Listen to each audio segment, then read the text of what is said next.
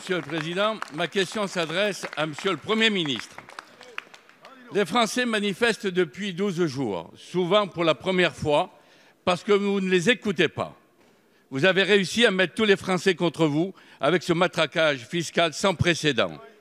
Les déclarations du Président de la République hier, comme les vôtres ce matin, montrent bien ce fossé que vous creusez entre le pouvoir parisien et les territoires. J'ai avec moi 3500 pétitions d'habitants de Saint-Chamond dans la Loire. Ils m'ont demandé, Monsieur le Premier ministre, de vous les remettre.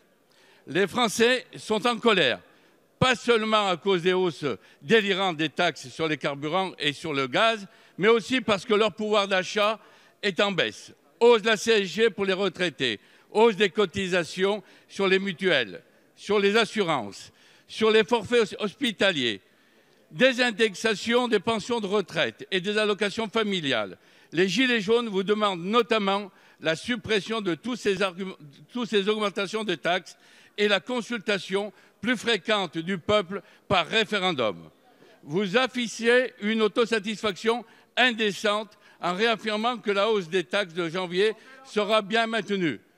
Je dis bien indécente, Monsieur le Premier ministre, car nos concitoyens souffrent et vous ne l'entendez pas. Sous prétexte d'écologie, vous punissez nos concitoyens qui vivent à la campagne et n'ont pas d'autre choix que de prendre leur voiture pour aller au travail, à l'école, à des rendez-vous médicaux ou à des engagements associatifs.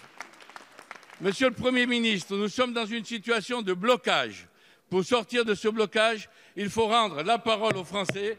Ils vous regardent de Fermigny, Saint-Chamond, Le Forêt, Le Pilat, Saint-Étienne-Roanne. C'est pourquoi nous vous demandons un référendum pour que les Français puissent donner leur avis sur la transition énergétique que vous proposez. Merci. Merci, chers collègues. La parole est à Monsieur François de Rugy, ministre d'État, ministre de la Transition écologique et solidaire. Merci, Monsieur le Président, Mesdames et Messieurs les députés, Monsieur le député Cinieri.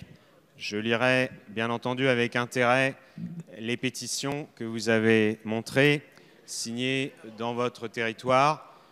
Comme je l'ai dit tout à l'heure, j'ai moi-même dialogué à plusieurs reprises avec des citoyens impliqués dans le mouvement des Gilets jaunes.